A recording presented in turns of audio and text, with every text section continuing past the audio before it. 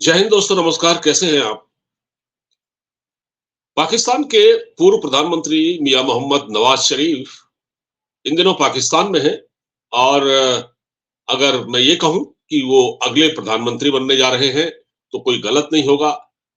वो इससे पहले 3 बार पाकिस्तान के प्रधानमंत्री रह चुके हैं। और मैं आगे बढ़ूं उससे पहले आप मेरे चैनल पर अगर नए हैं तो इसे प्लीज सब्सक्राइब कर लें, वीडियो को लाइक करें और ज्यादा से ज्यादा इसको शेयर करें।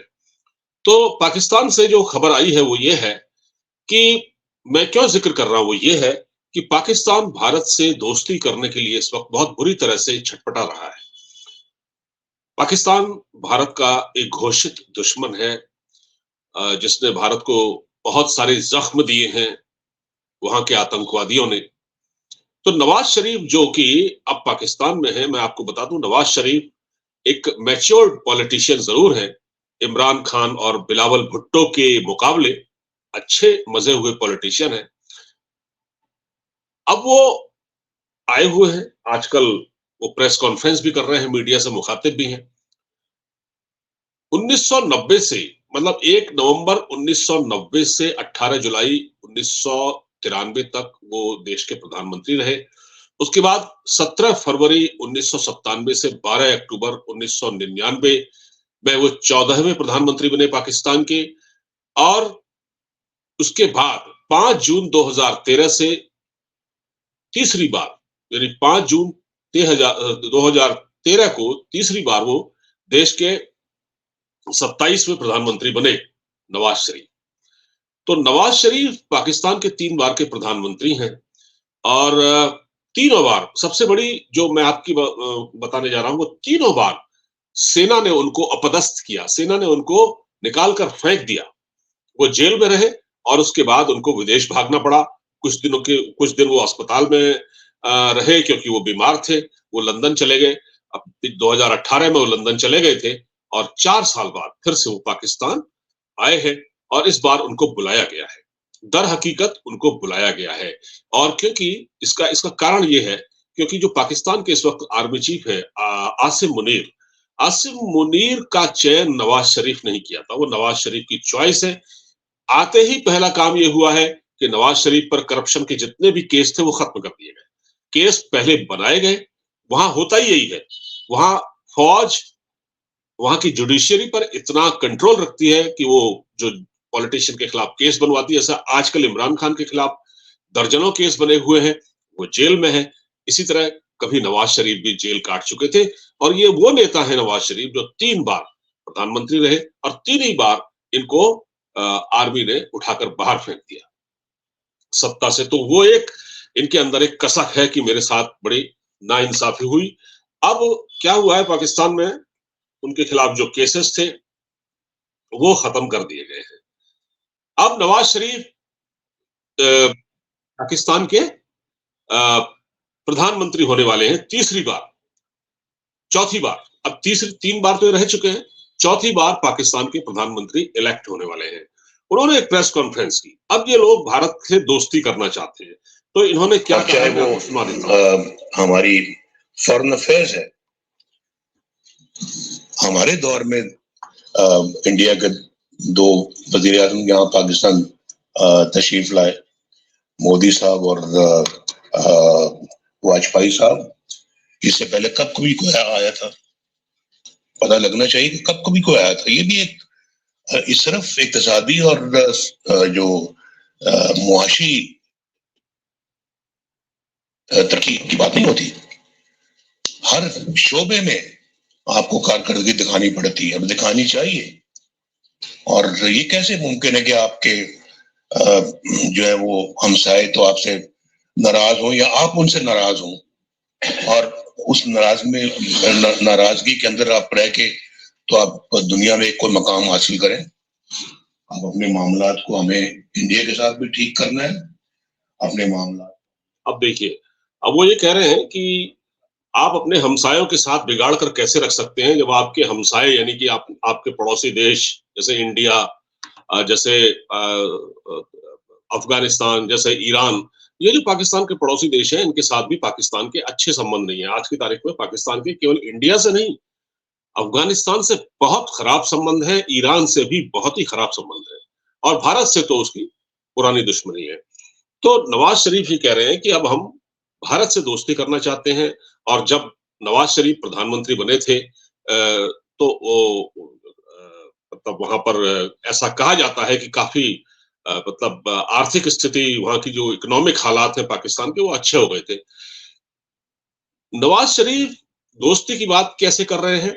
क्योंकि 2014 में जब प्रधानमंत्री मोदी सत्ता में आए, और उस वक्त नवाज शरीफ को आमंत्रित किया गया था उनके शपथ ग्रहण समारोह में, और उसके बाद इनके वहां कोई शादी थी लाहौर में, तो प्रधानमंत्री मोदी अचानक वहां पहुंच गए, सारे प्रोटोकॉल को एक तरफ रखा और बड़े रिस्क लिया मोदी जी ने। मोदी जी ने पूरा अपना एक तरह से पॉलिटिकल करियर दांव पर लगाया था उसके लिए, और वो रिस्क लेके अफगानिस्तान में थे उस वक्त मोदी जी, और नवाज शरीफ ने उनको बुलाया, वो पहुंचे, 1 घंटे वो लाहौर में रहे, शादी अटेंड की, उसके बाद वापस आए। उसके बाद भारत को क्या हुआ? भारत में आतंकवादी हमले हुए, और इसको इसके बाद स्थितियां खराब होती गई, और नवाज शरीफ को तो बाहर भेज दिया गया, जेल में रखा गया। आ, लेकिन अब वो चाहते हैं भारत से अच्छे रिश्ते कायम करना। लेकिन क्या ये रिश्ते कायम हो सकते हैं?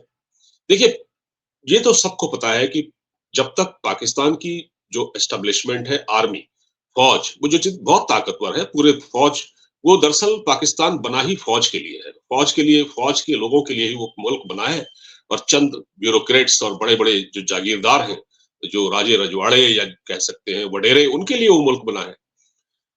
तो वो चाहते हैं अब भारत से दोस्ती करना।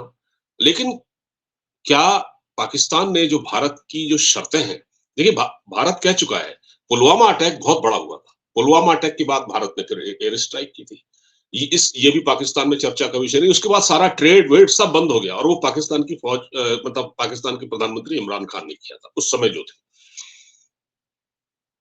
तो क्या नवाज शरीफ इस बात की गारंटी दे सकते हैं कि जब भारत से अगर संबंध अच्छे होंगे तो पाकिस्तान की तरफ से आतंकवाद की जो एक्टिविटीज हैं, आतंकवादी यहाँ घुसेंगे नहीं, आतंकवादी यहाँ हमले बंद हो जाएंगे? ये जवाब, ये इसका कोई उन्होंने जिक्र नहीं किया। और सही बात यह है कि नवाज शरीफ के ये हाथ में है भी नहीं, ये सारा कंट्रोल तो फौज करती है। पीछे जितने टेररिस्ट वहां पर जो ट्रेनिंग लेते हैं, जो रहते हैं, वो सब वहां आईएसआई की पनाह में होते हैं, उनको वही ट्रेनिंग दी जाती है।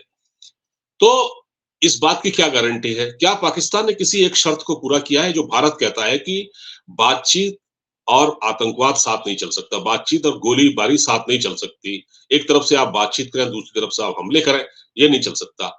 लेकिन नवाज शरीफ कह रहे हैं कि अब हमको अपने पड़ोसियों से संबंध सुधारने चाहिए। ये एक मैच्योर्ड स्टेटमेंट तो है, लेकिन क्या सवाल ये इस बात का है कि क्या नवाज शरीफ ये बात फौज से पूछ कर रहे हैं?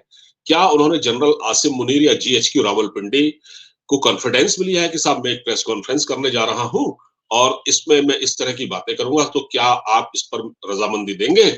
ये तो अभी नहीं मालूम है। अगर उन्होंने पर्सनल कैपेसिटी में ये बात की है, तो भी इसकी कोई वैल्यू नहीं है। और हो सकता है पब्लिक कंजम्पशन के लिए उन्होंने बात की, पब्लिक के को समझाने के लिए, उनको खुश करने के लिए ये बात की हो कि देखिए हम भारत से अच्छे रिश्ते सुधारना चाहते हैं, और मोदी साहब से उनकी ट्यूनिंग बेटर है बनस्पत इमरान खान के। क्योंकि नवाज शरीफ बेसिकली कारोबारी आदमी है, और कारोबारियों के संबंध अच्छे होते हैं लोगों के साथ, किसी भी देश में अच्छे होते हैं। आप इमरान खान की तरह तो बेवकूफाना स्टेटमेंट नहीं देते, जैसे कि उनको जिस तरह की लैंग्वेज इमरान खान ने इस्तेमाल की थी, वो तो उन्होंने नहीं, वो कभी नहीं करते। तो लेकिन क्या उन्होंने अपनी आर्मी एस्टेब्लिशमेंट से पूछकर ये बातें कही हैं कि क्या अगर नवाज शरीफ भारत की तरफ दोस्ती का हाथ बढ़ाते हैं तो पीछे से आतंकवादी हमले नहीं होंगे? क्या इसकी गारंटी जीएचक्यू देगा? क्या उनको वो गारंटी मिल चुकी है? क्योंकि इससे पहले हुआ यही है। करगिल कैसे हुआ? करगिल भी तो हुआ, यहाँ से नवाज शरीफ बस लेके गए, बहुत कुछ हुआ।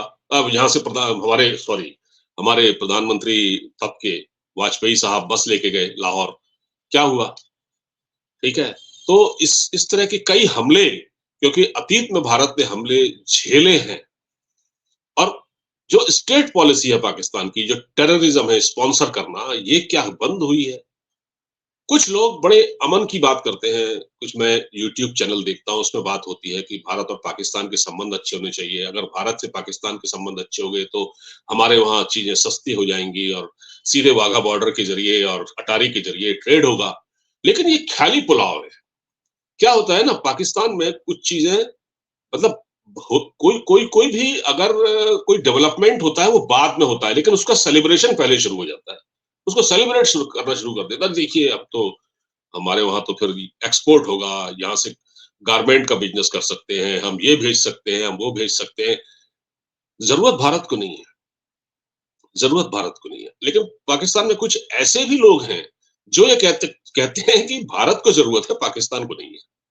जो भारत की ज़रूरत कैसे? क्योंकि भारत अपना माल मिडल ईस्ट तक और बाहर तक वहाँ तक ईरान और दूसरे कंट्रीज़ में भेजना चाहता है, इसलिए उसको चाहिए रास्ता, राहदारी, जो कि हम अपने यहाँ दे सकते हैं, हमारे यहाँ से ट्रक जाएँगे। बीच में पाकिस्तान ने किया था ना ये, जब अफ़गानिस्तान के लिए दवाएँ और कुछ सामान भेज रहे थे खाने-पीने का, ट्रकों में भरकर, तो पाकिस्तान ने कहा था, "आप नहीं भेज सकते, हम आपको रास्ता नहीं देंगे।"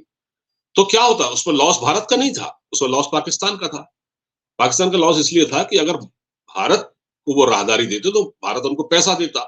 तो ये पैसा पाकिस्तान की बैंकों में जाता, उनकी अर्थव्यवस्था में काम आता, लेकिन उन्होंने ऐसा नहीं किया। लेकिन भारत ने फिर रास्ता तलाश लिया, भारत ने चाबहार पोर्ट जो है ईरान का, वहाँ से तिजारत शुरू कर दी। तो भारत को थोड़ा बहुत पेन तो हुआ उसमें, लेकिन ऐसा नहीं है कि अगर पाकिस्तान रास्ता नहीं देगा, तो वो रास्ते बंद हो जाएँगे। ये पाकिस्तान की भूल है। तो इस समय क्योंकि बहुत अर्थव्यवस्था तबाह-हाल है, बहुत ही बुरे हालात हैं। कर्ज़ों पर पूरा देश इनका चल रहा है और सब कुछ अ, एक तरह से ज़मीन पर है एकदम से। एयरलाइन्स चलाने के लिए तेल नहीं है, कई फ्लाइट्स जो हैं वो अ, फ्लाई नहीं कर पा रही हैं, उड़ नहीं पा रही हैं, क्योंकि पेट्रोल इतना महँगा है। कई कई देशों ने, कुछ देशों ने कहा है कि हम आपके वहाँ अपने प्लेन नहीं भेजेंगे। उन्होंने कहा है कि क्योंकि पाकिस्तान, क्योंकि उसका पैसा नहीं चुका पा रहा है ना, पाकिस्तान पैसा नहीं चुका पा रहा है। सी पैक बंद हुआ है, सी पैक बंद है, सी पैक पर भी काम नहीं चल रहा, तो चीनी भी नाराज है। अमेरिका का दबाव है, गल्फ जो खाड़ी देश हैं उनका दबाव है कि भाई भारत से संबंध अच्छे कीजिए, लेकिन ऐसा हुआ नहीं है। तो अब नवाज शरीफ जैसे, देखिए पाकिस्तान में चुनाव तो होने वाले हैं कुछ समय बाद, लेकिन प्रधानमंत्री अभी से घोषित हो गया है। वहां यही होता है कि किसको बनाना है ये पहले तय है। चुनाव हो जाते हैं, वोट डाल देते हैं लोग, अपना फर्ज अदा कर देते हैं। लोगों को भी पता है यार किसको बनना है, पिछले 75 साल से यहाँ यही हो रहा है, कोई नई बात तो नहीं है। लोग भी उसी में ढल गए हैं, लोगों को भी अब ज्यादा इसमें लोग दिमाग नहीं लगाते। जो समर्थ हैं वो पाकिस्तान में रह रहे हैं, जो असमर्थ हैं, जिनके पास नहीं है वो जो समर्थ हैं वो पाकिस्तान में भी रह नहीं रहे, बल्कि चले जा रहे हैं, बाहर विदेशों में जा रहे हैं। जो असमर्थ हैं वो रह रहे हैं, क्या करें। तो ये है पूरी स्थिति। तो फिलहाल ये मुझे तो नहीं लगता कि बहुत ये आसान काम है, क्योंकि पीछे से लगाम खींचने के लिए हमेशा की तरह पाकिस्तान की आर्मी खड़ी है। पाकिस्तान में आसिम मुनीर भी चाह ले तो उसके अंदर जो डीप स्टेट है वो ये काम नहीं करने देगा। पाकिस्तान आर्मी का जो डीप स्टेट है वो नहीं काम करने देगा। तो फिलहाल ये वीडियो यहीं समाप्त करता हूँ। इसको लाइक शेयर सब्सक्राइब जरूर करें। नमस्कार।